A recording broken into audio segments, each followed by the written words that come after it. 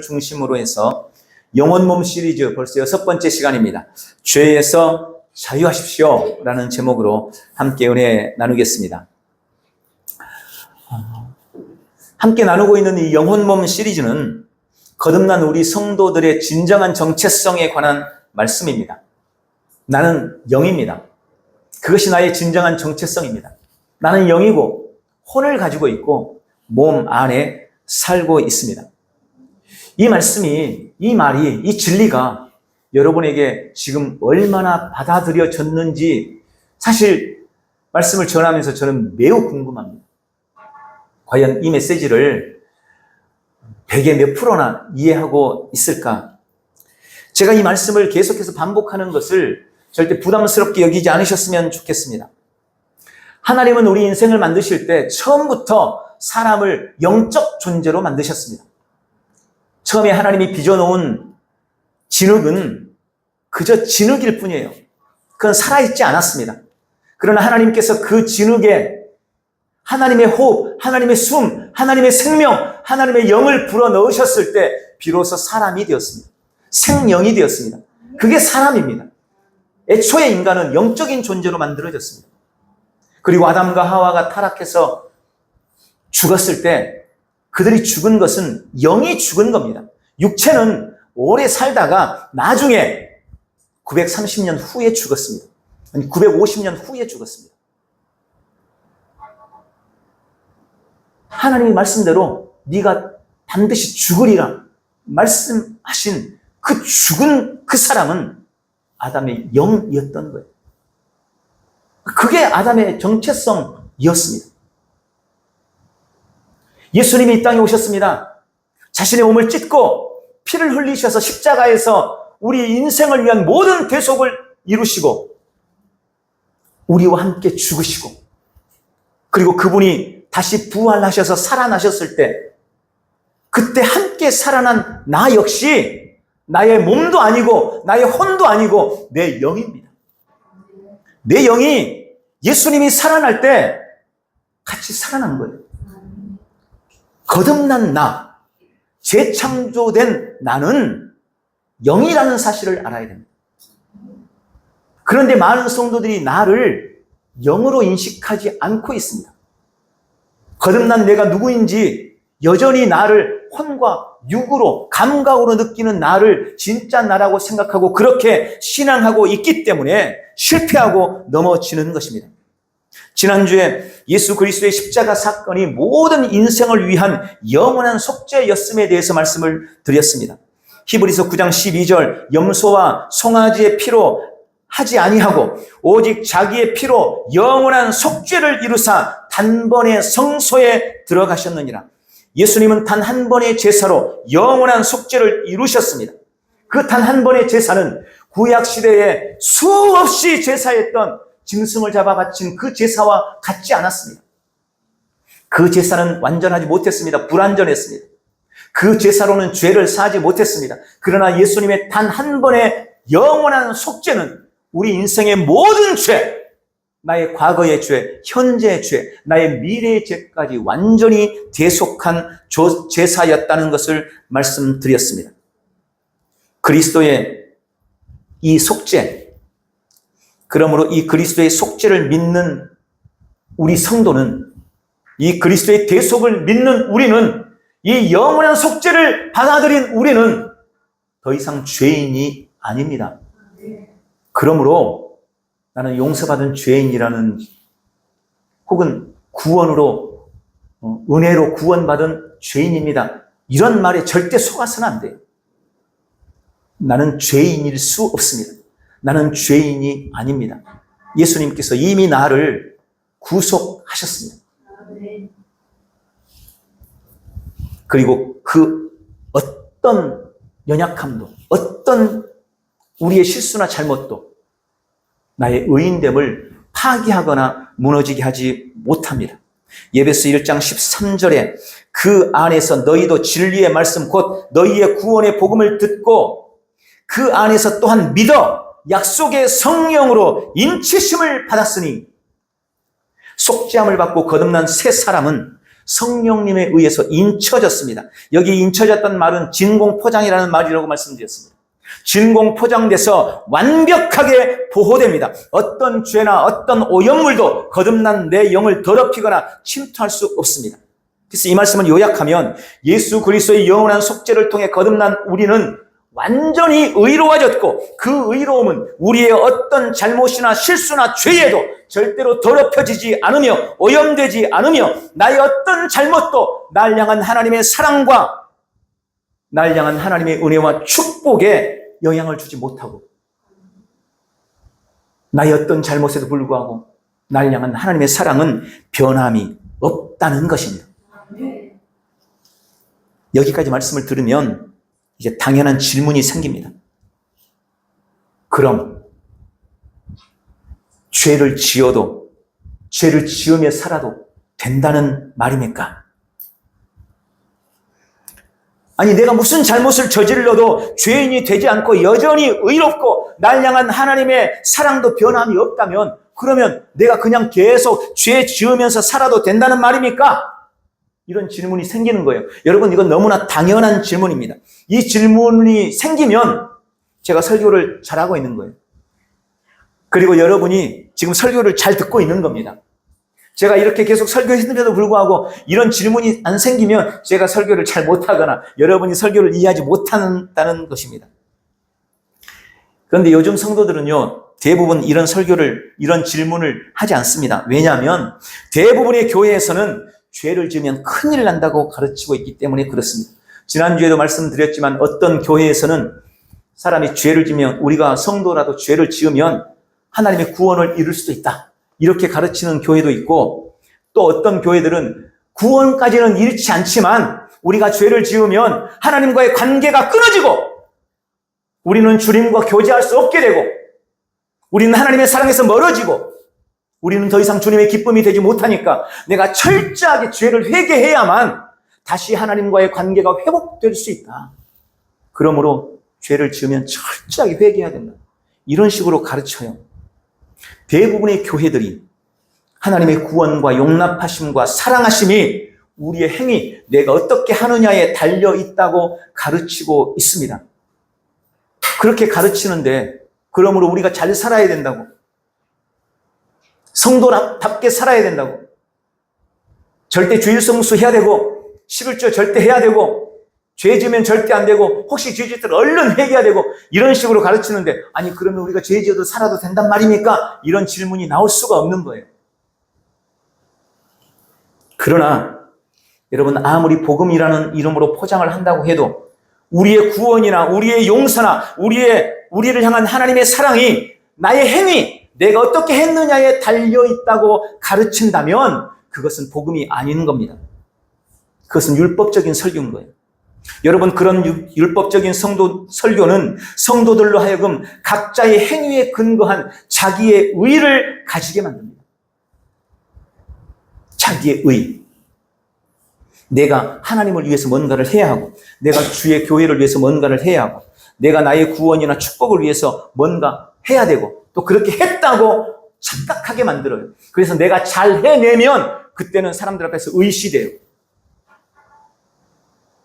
아, 내가 11조도 열심히 하고 봉사도 열심히 하고 전도도 열심히 하고 그랬으니까 내가 잘 된 거야, 이러면서 의시돼요. 그런데 내가 어느 날 죄 앞에 무너지고 내가 실수하고 그래서 하는 일마다 안 되고 뭔가 틀어지면 감각적으로, 내 혼적으로, 내 몸적으로 뭐가 문제가 생기면, 혹은 깊은 질병에 빠져서 낫지 않고 있으면 낙심하는 거예요. 아, 내가 뭔가 하나님 앞에 잘못해서 이런가?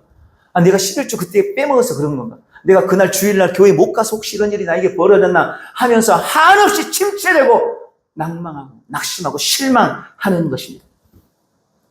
성경에는 자기 의의가 있고 하나님의 의의가 있습니다. 구약의 의의는 대부분이 다 자기 의의입니다.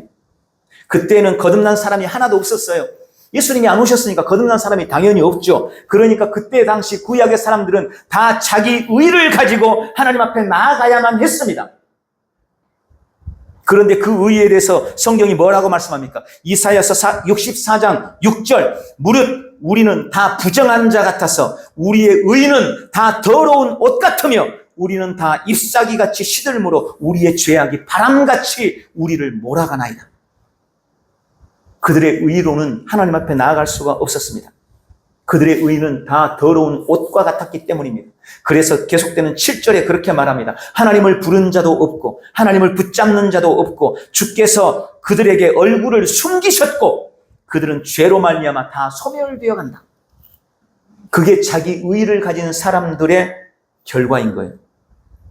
그래서 예수님이 오신 겁니다. 자기 의로는 다 소멸되어져 갈 수밖에 없기 때문에, 자기 의로는 하나님 앞에 갈 수 없기 때문에, 자기 의로는 하나님 앞에 설 수 없기 때문에, 그래서 예수님이 오신 겁니다.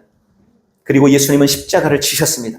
그 예수님의 십자가의 구속으로 인해 이제 그를 믿는 자들은 다 의롭게 되었습니다. 그것이 바로 하나님의 의입니다.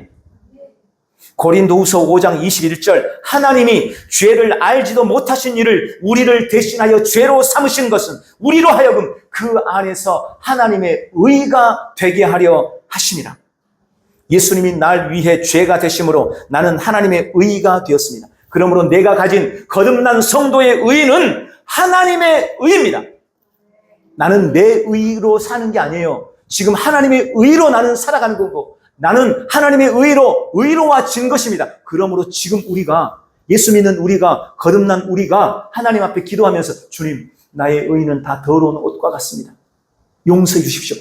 만약 이렇게 기도한다면 이건 예수님이 지신 십자가를 모욕하는 거예요. 예수님이 자신을 내어주시고 우리를 의롭게 만들었는데 내가 예수님을 믿고 있으면서 나를 여전히 더럽다고, 그럼 예수님의 의가 더러운 겁니까?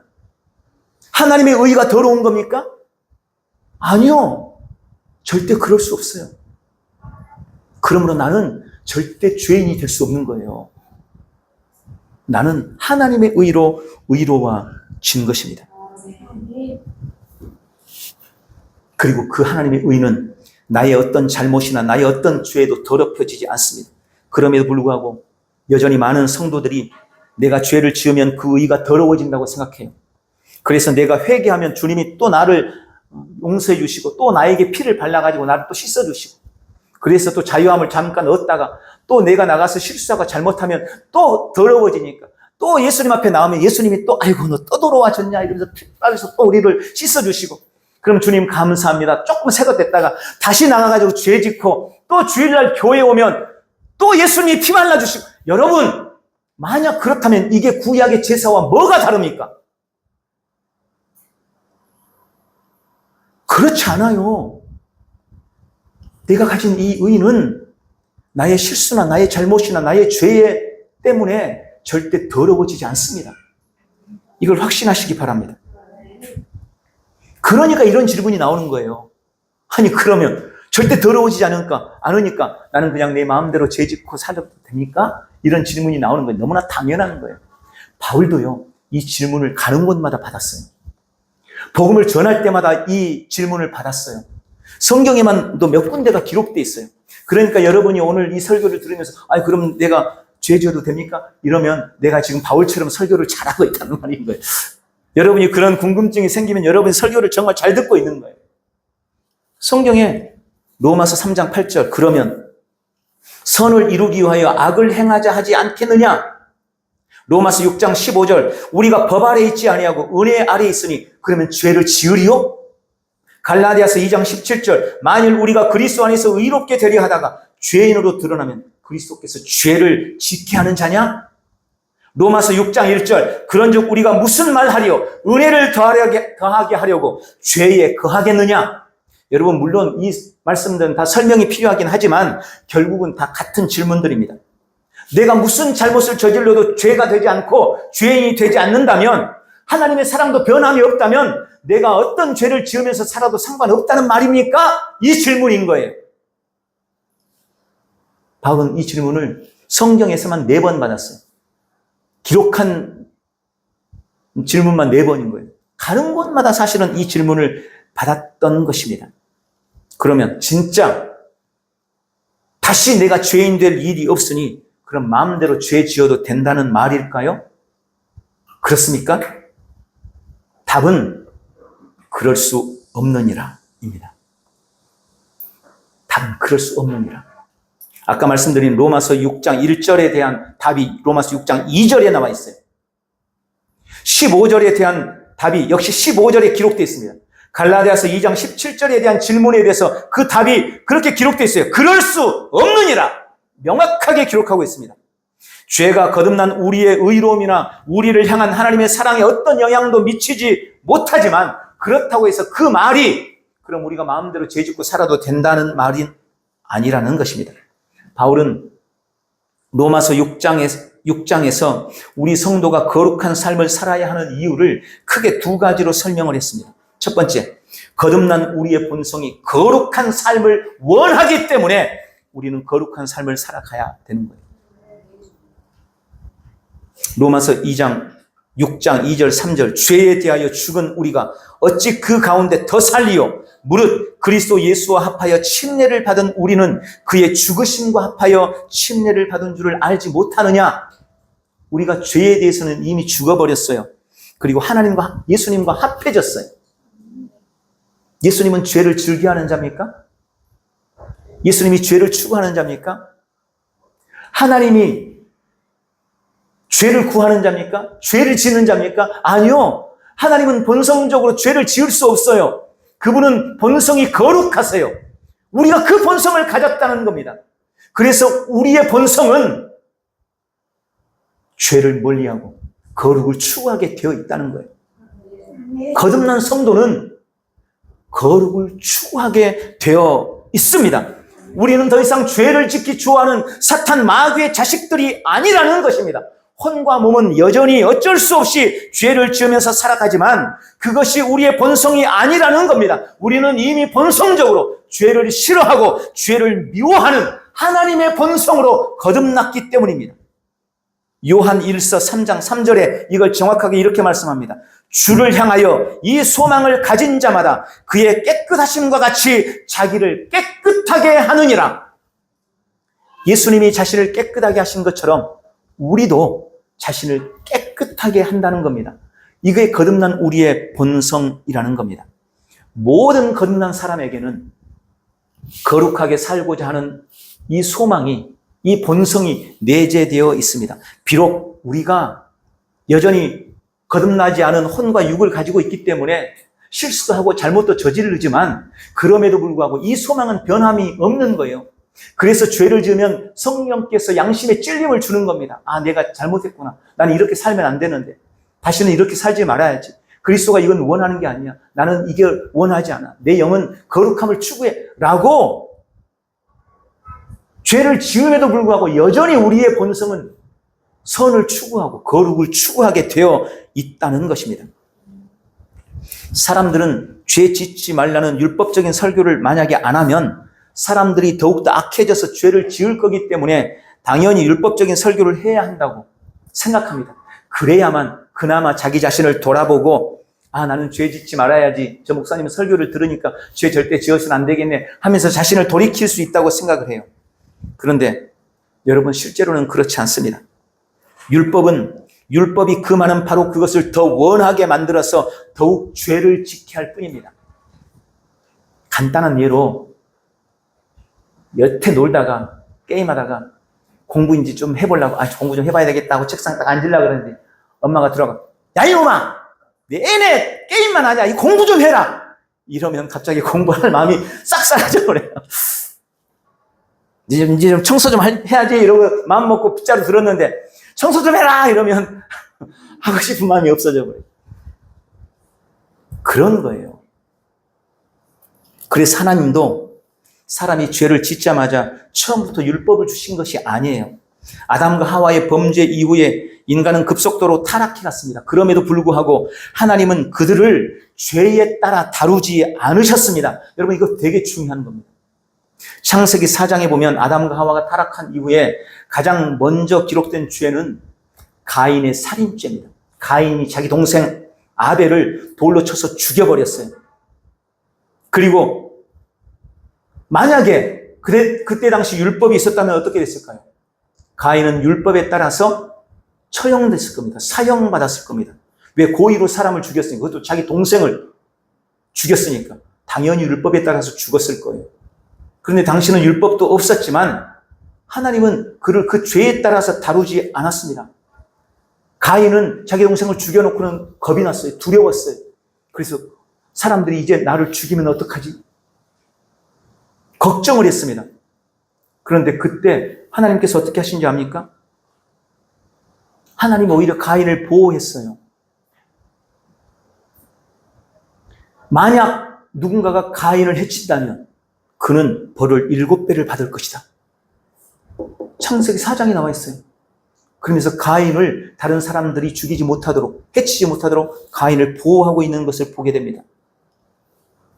가인에게 표를 줘서 그를 죽인 자는 그 벌이 7배나 될 것이다 라고 하면서 그를 보호해 주십니다. 여전히 하나님은 인생들을 자비와 은혜로 다루셨음을 알게 됩니다. 그런데 이제 가인이 아들을 낳고 또 그 아들이 아들을 낳고 6대 손이었던 이 라멕이라는 사람이 등장해요. 이 라멕은 그 하나님의 은혜를 악용하고 모욕했습니다.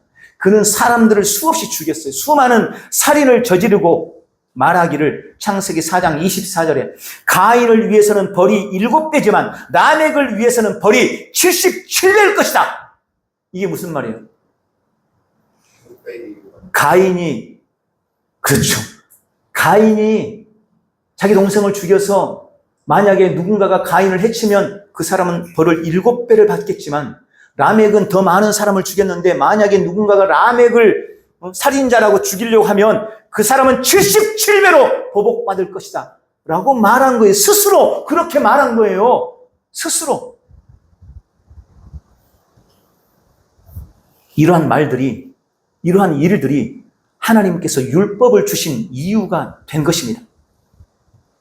사람들이 점점 죄를 지으면서 타락해 감에도 불구하고 점점 인간성이 파괴되어 감에도 불구하고 그들이 스스로 생각하기를 그래도 나는 괜찮은 사람이야. 봐봐, 어떤 사람은 사람을 100명이나 죽였는데 나는 10명밖에 안 죽였잖아. 그러니 나는 괜찮은 사람이지. 이런 식으로 생각을 하는 거예요. 그게 점점 사람들이 악해지는 겁니다. 그래서 하나님께서 율법을 주시면서 그래? 너희가 그렇게 죄를 지으면서 스스로를 선한 사람이라고, 괜찮은 사람이라고 생각한단 말이지. 그럼 내가 너희를 판단하는 진짜 나의 잣대가 뭔지를 보여주마. 그리고 주신 것이 율법인 것입니다. 여러분, 율법의 목적은 우리가 얼마나 큰 죄인인지, 우리 스스로는 자신의 힘으로는 도저히 죄를 이길 수 없고 절대 의에 이를 수 없는 존재라는 것. 그래서 반드시 구원자가 필요하다는 것을 알려주시기 위해서 하나님께서 율법을 그들에게 주셨던 것입니다. 그래서 죄를 짓자마자 하나님은 처음부터 타락한 인생을 죄에 따라 그들을 심판하거나 그들을 대하지 않으셨어요. 그리고 하나님은 그들이 처음 죄 짓고 나자마자 그들이 절대 스스로는 죄를 이길 수 없다는 것도 알고 계셨습니다. 그래서 율법이 주어지기 수천 년 전, 아담과 하와가 죄를 범하자마자 하나님께서는 예수 그리스도를 약속하신 거예요. 여자의 후손이 와서 뱀의 후손의 머리를 밟을 것이다. 메시아를 인간이 죄 짓자마자 그들이 이제 더 이상 죄를 이길 수 없는 존재가 됐다는 것을 아시고 메시아를 약속하셨던 것입니다. 그리고 예수님은 약속대로 오셔서 우리 인생을 위한 영원한 속죄로 우리의 타락한 영을 죽여버리고 하나님의 본성과 생명을 가진 완전한 새로운 피조물로 우리를 다시 창조하신 겁니다. 그렇게 해서 우리 안에 하나님의 생명과 본성이 들어와 있기 때문에 이제 타락한 영을 이미 죽여버리고 새로운 본성, 하나님의 본성으로 태어난 우리는, 예수 믿는 우리는, 거듭난 우리는 당연히 내 안에 거룩함에 대한 소망이 들어있는 거예요. 그것은 우리로 하여금 죄를 짓는 것을 용납하지 않습니다. 죄 지으면 부끄럽게 만들고 잘못했다고 생각하게 만드는 거예요. 그런데 이런 진리를 계속 자신의 죄를 합리화하고 죄를 짓는데 빌미로 삼으려는 사람이 있다면 그는 심각하게 자신의 거듭남에 대해서 고민해봐야 합니다. 아, 잘 됐네. 이제 나는 마음대로 죄 짓고 살아도 되겠네. 오늘 당장 은행 털러 가야지. 내일은 저 옆집에 이쁜 아가씨 있던데 한번 가봐야지. 다음 날은 저기 마트가 좀 CCTV도 별로 없는 것 같은데 거기도 한번 들러야지. 이러면서 죄에 대해서 궁리하고 죄의 빌미로 삼고 죄를 지으려고 도모한다면 그는 자신의 거듭남에 대해서 생각해 봐야 돼요. 그 사람은 거듭나지 않았을 가능성이 큰 것입니다. 만약 성도가 계속해서 죄를 향하여 가고 그것을 즐거워한다면 그는 거듭나지 못한 사람일 것입니다. 왜요? 하나님의 본성과 대치되기 때문에. 두 번째, 거듭난 우리가 거룩한 삶을 살아야 하는 두 번째 이유는 죄는 우리의 혼과 몸에 사탄이 들어오는 문을 열어주기 때문에 그렇습니다. 요한복음 10장 10절에 도둑이 오는 것은 도둑질하고 죽이고 멸망시키려는 것뿐이다 라고 말합니다. 사탄이 온 목적은 우리를 도둑질하고 죽이고 멸망시키는 거예요. 그리고 우리가 거듭났다고 할지라도 사탄이 절대로 우리를 포기하고 있는 것이 아닙니다. 우리가 정말로 우리 몸이 죽어서 새 몸을 입고 우리의 혼도 완전히 거듭나서 완전히 지기 전까지는 사탄이 절대 우리를 포기하지 않아요. 그래서 베드로 후서에도 보면 사탄이 우리를 삼킬 자를 부지런히 찾고 있다라고 말하죠.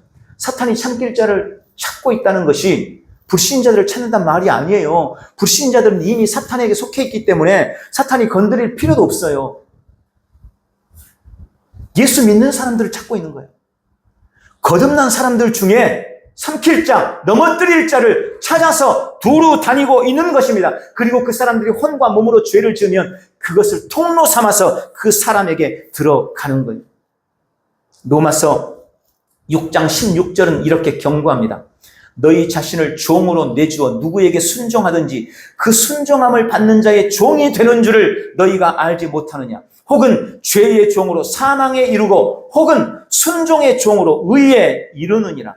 여러분, 내 몸과 혼으로 죄를 지으면 사탄은 그 죄를 통해서 내 혼과 몸을 다스리려고 내 안에 들어오는 거예요. 내가 사탄에게 순종해서 죄를 지으면 그는 혼과 몸으로 사탄의 종이 되는 겁니다. 그러니까 우리가 내 몸이나 내 혼을 죄에 내어주면 사탄이 내 혼과 몸을 지배하고 다스리는 빌미, 통로를 열어주게 되는 거예요. 그러면 사탄은 그 죄를 통해서 수단과 방법을 가리지 않고 우리 안에 정죄감을 집어넣고 낙담과 낙심을 가져다 주고 사망에 속한 것들, 온갖 추악하고 더러운 것들을 우리 안에 던지는 겁니다. 그래서 실제로 너무나 많은 사람들이 사탄이 쏜 이 정죄감 때문에 낙심하고 두려워하고 있습니다. 자기 자신을 영으로 인식하지 못하고 있는 성도라면 그 사람들은 100% 이 정죄감에 빠져 있습니다. 예수 믿어도 나를 영으로 생각하지 못하고 그저 감각적으로 느껴지는 나를 진짜 나라고 생각하는 사람이라면 100% 그는 정죄감에 빠지게 됩니다. 왜? 혼과 몸으로 여전히 죄를 짓고 있고 사탄은 그 기회를 절대로 놓치지 않기 때문에 그렇습니다. 죄 가운데 살면 그것은 내 삶에 사탄이 일할 빌미를 주고 사탄은 그 죄를 통해 나를 주관하고 계속해서 정죄감을 던질 것입니다. 이 사실을 안다면 우리는 절대로 내 혼과 내 몸을 죄에게 내어주지 않게 되는 거죠. 내어줄 수 없는 거예요. 혹시 그랬다 할지라도 금방 돌이켜서 사탄이 내 몸을 틈타지 못하도록 내 혼을 지배하지 못하도록 막게 될 것입니다. 마지막 세 번째로, 그러므로 이제 죄에서 완전한 자유를 누리십시오. 오늘 읽었던 본문 로마서 6장 6절과 7절, 11절 우리의 옛사람이 예수와 함께 십자가에 못 박힌 것은 죄의 몸이 죽어 다시는 우리가 죄에게 종노릇하지 아니하려 함이니 이는 죽은 자가 죄에서 벗어나 의롭다 하심을 얻었습니다. 이와 같이 너희도 너희 자신을 죄에 대하여는 죽은 자요 그리스도 예수 안에서 하나님께 대하여는 살아있는 자로 여길지니라. 여러분, 죄의 종로를 타던 과거의 나는 이미 죽어버렸습니다. 죄의 몸이 죽었으므로 어떤 죄도 더 이상 나를 주관하지 못하는 것입니다. 그러므로 우리는 죄에 대해서는 죽고 이제 온전히 하나님께 대해서는 산 자로만 여겨야 된다고 말씀하고 있습니다. 하나님께 대해서 살아난 나, 그게 진짜 나입니다. 하나님께 대해서 살아난 나, 그게 뭡니까? 그게 바로 내 영인 거예요. 그리고 그게 진짜 납니다. 그래서 오늘 성경이 그렇게 말씀하시는 겁니다. 너희도 너희 자신을 죄에 대해서는 죽은 자로 알아라. 그리스도 예수 안에서 하나님께 대해서 살아있는 자로 여겨라. 너희 자신을 하나님께 대해서 살아있는 자, 즉 거듭난 영으로 너희 자신을 여길지니라. 왜 우리가 나를 영으로 알아야 되는 줄 아시겠어요? 주님이 그렇게 말씀하세요. 너희는 하나님께 대해서 살아있는 너, 살아있는 자, 내가 거듭나서 새롭게 만든 영으로 너희 자신을 알아야 한다. 우리는 이미 죄에 대해서 죽어버렸습니다. 죄가 우리에게 어떤 영향도 미치지 못해요. 지렁이는 밟으면 꿈틀하죠. 살아있기 때문에 꿈틀하는 거예요. 그런데 죽어버리면요, 아무것도 못해요. 우리는 죄에 대해서 죽어버렸어요. 죄는 나에게 어떤 영향력도 미치지 못합니다. 이 사실을 믿으시기 바랍니다. 그러므로 내가 여전히 혼과 몸으로 죄를 지으며 산다고 할지라도 나는 영이기 때문에, 그리고 그 영은 성령님에 의해서 안전하고 완벽하게 보호받고 있기 때문에 내 안에 있는 구원은 절대로 잃어버리지 않고 하나님께서는 여전히 나를 사랑하시는 겁니다. 왜요? 영이신 하나님은 나를 영으로 보시기 때문에 그래요. 나는 언제나 주님 앞에서 의롭고 사랑스럽습니다. 죄 지으면 하나님이 아우 야 싫다 이러지 않아요. 주님은 나를 언제나 영으로만 대하시기 때문에 나는 언제나 주님 앞에 의롭고 사랑스러운 존재인 것입니다. 이 진리를 알면 우리는 주님이 주시는 놀라운 자유를 날마다 누릴 수 있습니다. 바울도 로마서 6장 7절에 이런 질문을 받고 수없이 갈등했어요. 그러나 바울은 이 진리를 알았기 때문에 로마서 8장 1절에 이렇게 고백할 수 있었습니다. 그러므로 이제 그리스도 예수 안에 있는 자에게는 결코 정죄함이 없나니 이는 그리스도 예수 안에 있는 생명의 성령의 법이 죄와 사망의 법에서 나를 해방하였습니다. 나는 절대 정죄함이 없구나. 여러분, 바울이 완벽한 삶을 살아서 그렇게 고백한 게 아니에요. 우리는 바울의 행적을 성경을 통해서 볼 수 있잖아요. 그는 마가와도 싸웠고 문제를 일으키기도 했고 여러 가지 다툼도 일으키기도 했어요. 바울의 몸에도 질고와 질병이 있었어요. 그러나 그럼에도 불구하고 그는 결코 정죄함이 없다고 고백하고 있는 것입니다. 우리도 결코 정죄받지 않습니다. 그 무엇도 나를 정죄하지 못합니다. 내가 몸으로 지은 죄, 혼으로 지은 죄가 나를 정죄하지 못합니다. 내 영은 언제나 정결합니다. 우리가 가진 생명은 절대 정죄함이 없는 생명입니다. 그러므로 이 생명 안에서 완전한 자유, 영원한 자유를 누리시기를 바랍니다. 하나님의 말씀, 우리 진리가 우리를 자유롭게 한다고 말씀합니다. 우리가 말씀을 들을수록, 진리를 들을수록 우리는 자유로워지는 겁니다. 그게 당연한 거예요. 설교를 듣고 자유를 누려야지 설교를 듣고 나 이렇게 살면 안 되는데 이런 생각하면 안 되는 거예요. 그래서 바울의 설교를 들으면 사람들이 그럼 나 죄 지어도 된단 말이야? 이렇게 질문을 던진 겁니다. 오늘 이 설교를 듣고도 여러분 그런 생각을 해야 돼요. 그러나 우리가 죄를 짓지 말아야 할 이유도 말씀드렸잖아요. 참 자유를 누리시기 바랍니다. 죄에서 자유를 얻게 함은 우리는 죄에서 자유를 얻은 사람입니다. 말씀을 맺겠습니다. 우리의 거듭난 영은 영원히 의롭고 거룩합니다. 우리의 어떤 잘못이나 죄에도 정죄받지 않고 의로움을 잃지 않습니다. 그러면 죄를 지으며 살아도 된다는 말입니까? 아닙니다.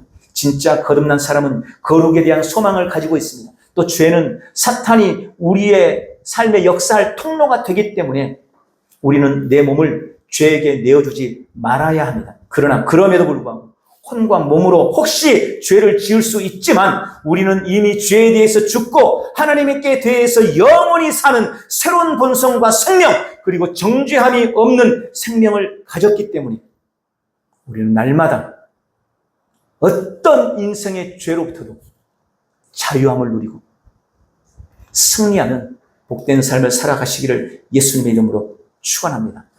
기도하겠습니다. 사랑하는 주님, 나를 영원히 의롭고 거룩하게 해주신 주님을 찬양합니다. 나는 죄를 미워하고 싫어하며 거룩함에 대한 소망으로 충만합니다. 나는 결코 죄를 지음으로 사탄 마귀에게 내 몸을 내어주지 않을 것이며 사탄 마귀는 내 삶에 어떤 권리도 갖지 못할 것입니다. 주님, 나는 언제나 나를 죄에 대해서는 죽은 자요 하나님께 대해서 살아있는 자로 인식합니다. 오늘도 결코 정죄함이 없는 하나님의 생명 안에서 영원하고 완전한 자유를 누리도록 은혜 베푸신 주님 감사합니다. 모든 영광 받으시옵소서. 예수님의 이름으로 기도합니다. 아멘. 우리 다 같이 일어나셔서 오늘 말씀을